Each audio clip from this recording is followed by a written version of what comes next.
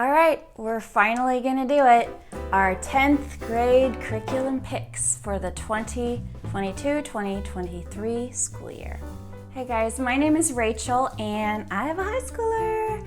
He's gonna be in 10th grade this year. We just did driver's ed this summer. What is happening? I don't know, my babies.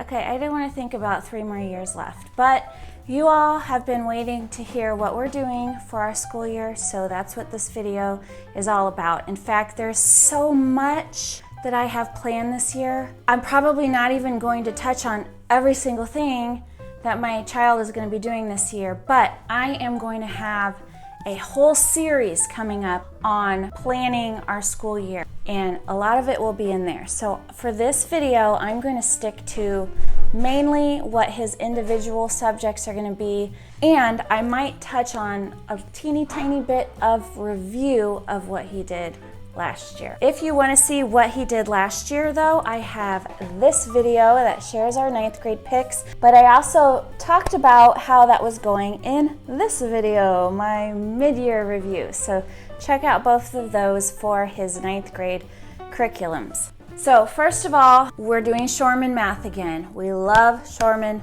math. I love you, I love you, I love you! Shorman math is kind of like similar to teaching textbooks in that it's taught online and the grades are kept online, except for Shorman is a Christian. So even math can have a biblical perspective, and Dr. Shorman does that. My son really likes the Shorman stuff. He did Shorman Science last year also and enjoyed it. The Shorman math for this year is Algebra 2, and then he will complete his credit for geometry. So after 2 years, if you do Shorman math, 3 math credits, because you'll have Algebra 1, Algebra 2, and a geometry credit after 2 years with Shorman math. And very affordable, might I add. I think the Shorman math is, if I'm not mistaken, I haven't bought it yet for this year, but it's less than $100 a year, I think. And for algebra, I know you need a fancy graphing calculator, but that calculator will be good enough to take you through all your high school years. So your initial investment for Shorman, probably any higher level math, you're gonna need that calculator anyway, so that's not really a curriculum cost. But highly recommend diveintomath.com, Dr. Shorman's math. Okay, science this year. We're doing something a little bit crazy. They all think I'm crazy. I decided I wanted to ask my son, what is it that you want to learn? Because the natural progression of science, he did kind of a general physical science last year with a touch of chemistry in it. The natural progression would be to do biology next, but I thought my son and I, one thing that we bond over in the summertime is we like watching Weather Channel stuff about tornadoes and hurricanes and all those sort of natural weather phenomena. I thought, I wonder if there is a high school meteorology class where he could really learn, take a deeper dive into some of these weather elements. So I brought that up to him and he was very interested. I found 2 things online. And you know what, for the life of me, can't remember what the other thing is now. I had to Google, I'm sorry I can't remember this other place that I found, but it was a class. So if you're interested in doing something like this, I did find a homeschool class on meteorology that would have had an instructor. The price was a little bit too steep for us. I mean, money ain't growing on trees in the backyard. I think that one class might have been $800 total, maybe upwards of $1,000 for one class. That ain't the kind of money that this family has laying around. So I found this other meteorology class. It's online and it has a simulator. I did purchase that and I have kind of looked at it a little bit. I will link down below what it is there so you can look at it. It was very affordable, but I have to say this right now, I don't fully understand how it's going to work. I have just simply purchased it.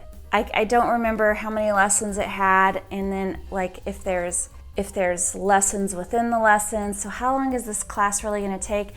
The website itself was a little bit ambiguous about, it wasn't ambiguous about the scope. It clearly says what the scope is, but the time frame, because you know high school credits is 120 hours, maybe more. One of you guys pointed out to me, HSLDA site now says 150 hours.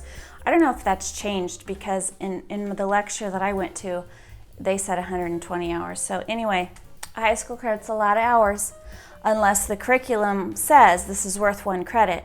And this particular course, I don't think says anything like that this is worth 1 credit. So I'm still trying to figure that out, but he is gonna be also doing some other science stuff. So he's gonna get science hours. He's also gonna be doing some nature study with me and my daughters when we do group things together. So he'll get some in that way. And then I pulled out a literature study. I downloaded a free literature study. The website is Learning Through Literature. It's from the blog hidethechocolate.com. It's a company that she created that is kind of inspired by the Brave Writer lifestyle type stuff, where you take a book and you just do a lot of enrichment activities with that book. So they were offering a free literature guide for the book, The Call of the Wild. Okay, so now we're gonna move out of science and I'm going to pause you on The Call of the Wild, and I will get back to where some more science is coming back there. But first, I want to tell you for language arts for writing, because we're not doing the Good and the Beautiful language arts this year. I may make a video at some point to show you guys what my thoughts were on the Good and the Beautiful high school writing portion. My son actually really did like the Good and the Beautiful language arts for the variety that it offered. It has the art, it has the geography, it had, different grammar elements. Every unit was a little bit different in some of the activities that it had. But as far as writing of papers, my thoughts aren't really clear yet on how I would explain that to you. But let me just say this. In my opinion, it's not as systematic, again, as IEW. So all that to say, we're doing IEW this year, Structure and Style Level C. I ordered the Streaming Forever for this. My son has done 3 years of IEW in 4th, 5th, and 6th grade. He's very familiar with all of this, but since this is high school level, okay? One of the things that we never really put a lot of time and focus on when he did it 4th through 6th grade was the literature critique, so he'll definitely be doing that here. He's not going to need to spend as much time on the first couple units because keyword outlines and all that, he already understands all that. I just want him to solidify his knowledge on how to write a paper, how to do different sentence openers, how to dress up a paper, kind of the mechanics, and then maybe we'll go back to the Good and the Beautiful language arts next year. Or maybe we'll dabble in Lost Tools of Writing again, since I will have an 8th grader. Maybe they could do it together, or maybe they could read the same book. So, I don't know. Make sure you subscribe so you see what's going on. My brain is like, is anybody else like that? It just runs a mile a minute with ideas, and I have to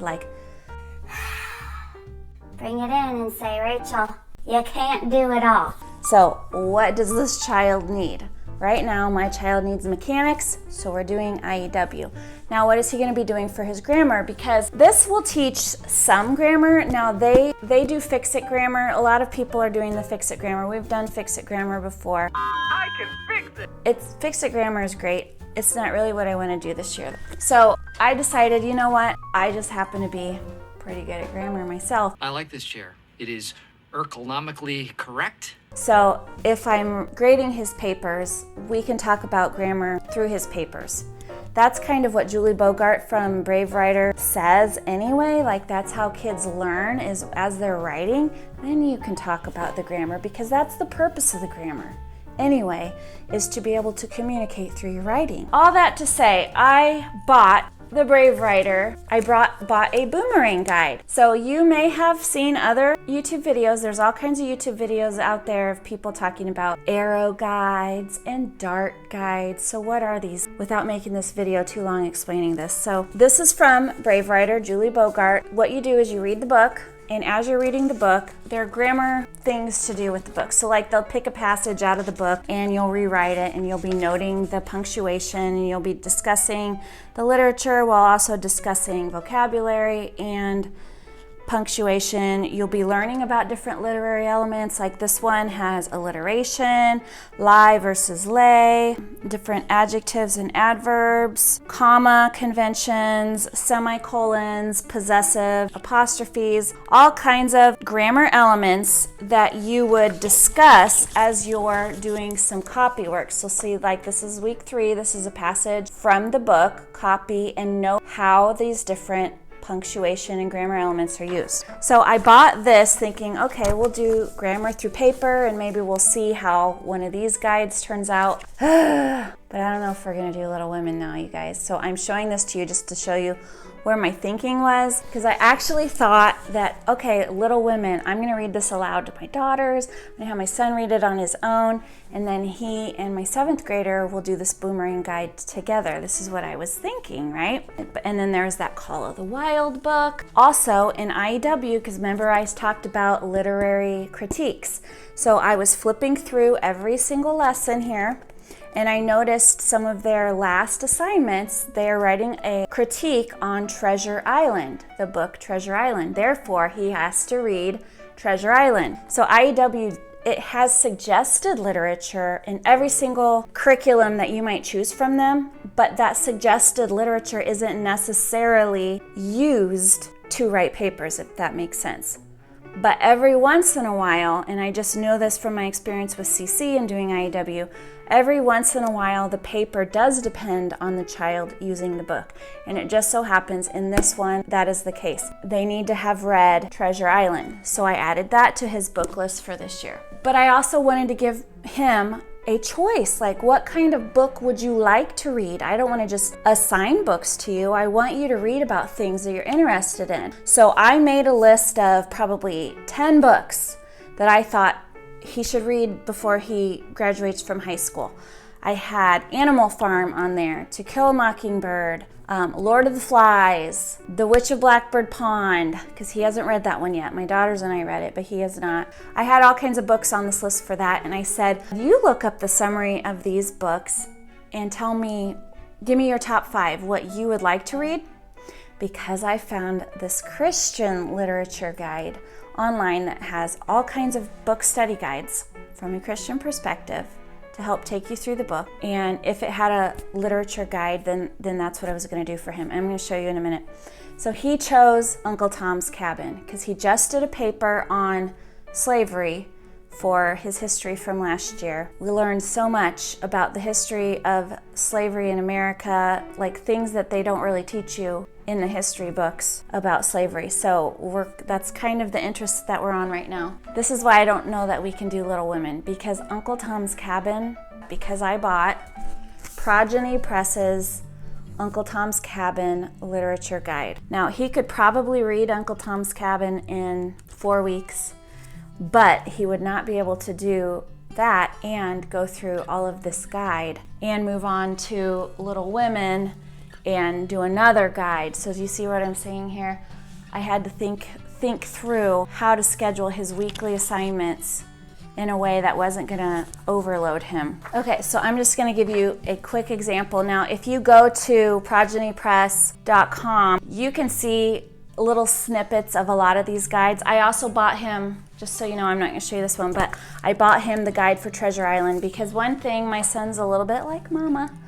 Our reading comprehension isn't always the greatest if we're not interested. And even though he's interested in Uncle Tom's Cabin, I thought this study guide would help him think more deeply about it. And not only that, but it's going to help me when I meet with him on a weekly basis, which I will talk about when I do all those planning videos. It's gonna help me facilitate questions about this book because I've never read Uncle Tom's Cabin. I know, a little bit about it, but this is gonna help me have conversations with him about it. Okay, so this page is for chapters 8 through 10. The very first couple pages is all vocabulary that they found in that chapter, so he would go look up the definitions. Conciliatory is one of the words here. What does it mean? What's the root word? So we're gonna be talking about vocabulary from this guide. Then he's going to be using that vocabulary in sentences. And I have to say, this is kind of similar to some of the things The Good and the Beautiful did have also in their unit guides. So, that variety, The Good and the Beautiful had vocabulary also. But then the next page is questions. So again, chapters 8 through 10, here are questions to consider and think about for what you read. But it's not just that. It's not just what happened, okay?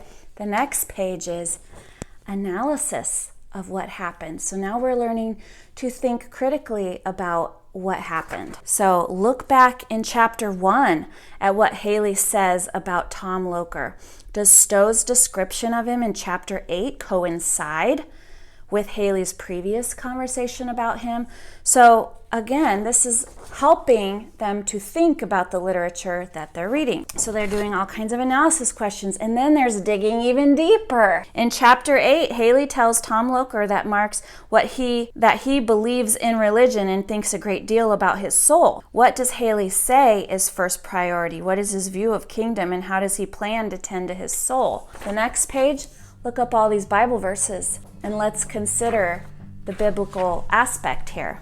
So in chapter 9, Mrs. Bird says that the Fugitive Slave Act is a shameful, abominable law, and she will break it at the first opportunity. So she goes on to say that obeying God can never be wrong, and that she will do as God bids. Read the following passages in your Bible and paraphrase in your own words what each of these scripture tells us. Considering these verses, do you agree with Mrs. Bird? So this is exactly why I chose the Progeny Press literature guide, because I was also referred to by dear friends. I reached out to one of my friends who's years ahead of me in schooling her children, and she had also suggested Memoria Press guides, but when I looked at the Memoria Press guides, while they looked interesting, they didn't have the biblical aspect, and so that's why I chose the Progeny Press. And they have so many of them, and as you can see, I downloaded the digital versions. That way, if I want to use these again with my other children, I can.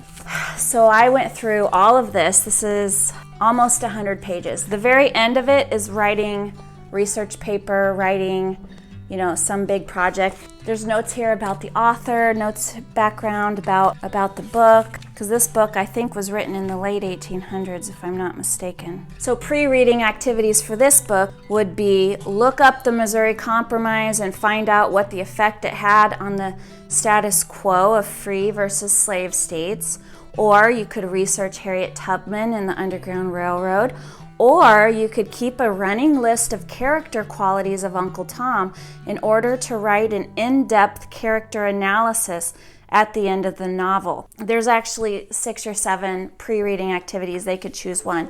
So what I did for this, I went through the entire literature guide and considered how many chapters I thought he should read a day, keeping in mind that he's going to be doing IEW and writing papers also, okay? I made a lesson list of what I thought his daily or weekly activities should be. Again, I will talk a little bit more about that when I go through all my planning videos and how I planned our year, because it was very tedious what I did this year, but I felt it was very necessary because my son needs to pace himself with this and not get overwhelmed because of IEW. But I let him know, here's how many chapters I thought you should read a week, and here's what pages of the guide you need to complete. Progeny Press says up front that this usually takes students 8 to 10 weeks to complete. And what Progeny Press recommends is you read the book first and then you go through the guide. I'm not going to do it that way. I'm going to have my son start reading, so he's going to stay chapters ahead of his assignments. But I detailed out, you're going to read this week, and then here's the pages in the guide that you're going to do. So he's going to be reading ahead of what he's going to be doing, but he's going to be doing it at the same time. And I think that this guide is actually going to take the whole first semester. So we shall see. So then there's the Call of the Wild. I have him scheduled to do the Call of the Wild in January because that literature study, which is all online, so I've got nothing to show you right now, but it had like little science-y activities to do within it. So that's why I was saying he'll be doing other science things. So if the meteorology doesn't end up being like a whole year's curriculum, we will add in other science things. The Call of the Wild, though, required for one of the activities, again, I had to look through every single lesson. but it required snow. He's talking about you. All good things, all good things. So I thought, okay, well, January is our best chance for snow, so he needs to read that book in January. But the Call of the Wild book itself is really, really tiny, so only January for that. And then he's got to start on the Treasure Island because he's got to have the Treasure Island book completed by a certain week for IEW. See where all this coordination is coming in? So since I also bought a Progeny Press study guide for Treasure Island, another 8 weeks is what I had planned for that. I doubt we're gonna do Little Women. I might just kind of keep that one in my back pocket for next year and see how it goes, or I may keep that one until my little one is kind of old enough to do it with my middle child. The last book that I have my son reading, though, to end off the year, and this one is not going to have a literature guide. It's going to simply be a discussion between him and me. I did write down a process for him as he's reading this because, again, to help with reading comprehension, you need to kind of journal every day what it is you're reading. I wrote down, here's the types of things to consider writing as you read. But he's going to be reading the John Newton biography. So John Newton is the hymn writer of Amazing Grace and other songs. Let's see, Sing and Love and Wonder, I think, is another song he wrote. But he was a slave trader who was saved by Amazing Grace. So anyway, I know a little bit about this story. I've never read this biography, so I thought that this would be an interesting one. Again, since my son is interested in the history of slavery and him being a slave trader. So this will hopefully just be kind of a relaxing read to finish his year off. So that is what we've got for literature. For history, you probably already know, is we're doing the Compass Classroom Modernity History this year. So we printed this out. I did a review on Compass Classroom American History, loved it, impressed with it. We're doing modernity, and from what I've heard from reviews from other people is this one might be a little bit harder than the American history. So again, I went through every single lesson and I kind of pasted out how we're going to do it through the year. We're not going to do a research paper this year. He did that last year. This year I want to make sure he does the hours project, so check out this video for what I'm talking about there, because I can't really get into every single detail here. But modernity is going to be more like world history through the world wars and to modern history. I think it even gets through like civil rights movement, 70s and the end of modernity, the sexual revolution and abortion in here, Watergate and Iran is in here. Now, who knows if we'll make it to every single lesson? But Compass Classroom video instruction, they also have a subscription. There's all kinds of stuff from them that you want to take. You can stream it or you can buy the DVDs. When you purchase their product, you have the option of buying a book bound and sent to you, or you can download it and print it yourself, and that is the option that I always do because the inside of the book is just black and white. So this is really the only color part. So there's really no reason why I can't print this myself. You should check out Compass Classroom. I will link them below. I am an affiliate with Compass Classroom, so it just blesses me so much and helps me to be able to create this kind of content for you if you use my links. Help me help you. So thank you so much for using my links. Some of you have already done it, and I'm so grateful to you for doing that. So also through Compass Classroom this year, we are doing Latin. My son, this is the last year of Latin he's going to be doing. He's been doing Latin because of classical conversations. This will complete his 2 years of high school foreign language credit. That Latin instructor from Compass Classroom is funny. My son, I hear him giggling when he's watching the videos. So again, I really like a lot of the Compass Classroom products, and we're going to be doing another Compass Classroom class as a family that I'm going to talk about when I do my family subjects video. So stay tuned for that. So I mentioned in my mid-year homeschool review that my son was interested in technology, and some of you guys had reached out to me about different options. But my son has decided, no, he doesn't want to learn about that. Actually, he is learning about that because he wants to build his own computer.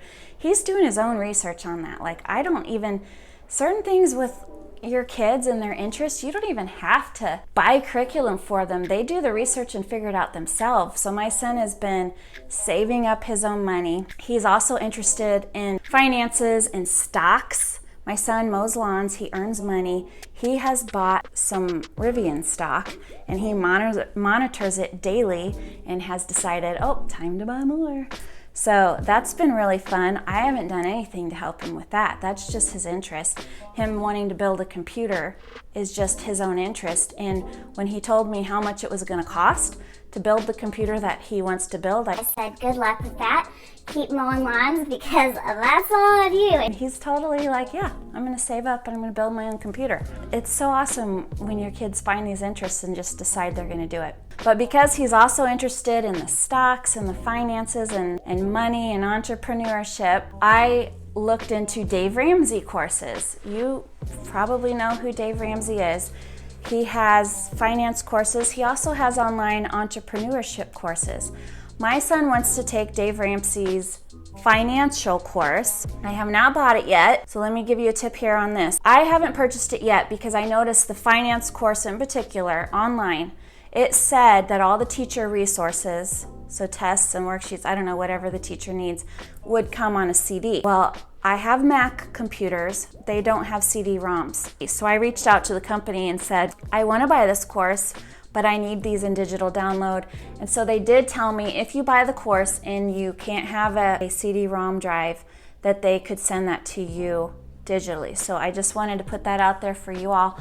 I do plan on buying the Dave Ramsey finance course for my son. And then maybe next year, I'll talk him into doing the entrepreneurship course, because I keep telling him there are so many opportunities in this world for creating businesses and figuring out where there's a need, and hard workers seem to be hard to come by these days, people who want to work. So I think there's a lot of opportunity out there. You just have to figure out what you want to do and who has a need and go make it happen. And then my son's going to be doing other stuff with me and my daughter's family style stuff together that I will get to in another video. So make sure you subscribe, give me a thumbs up, and check out his former high school curriculums for more ideas, because these are not just 10th grade. You can do any of these things for 9th grade, 10th grade, 11th grade, 12th grade, maybe even 8th grade.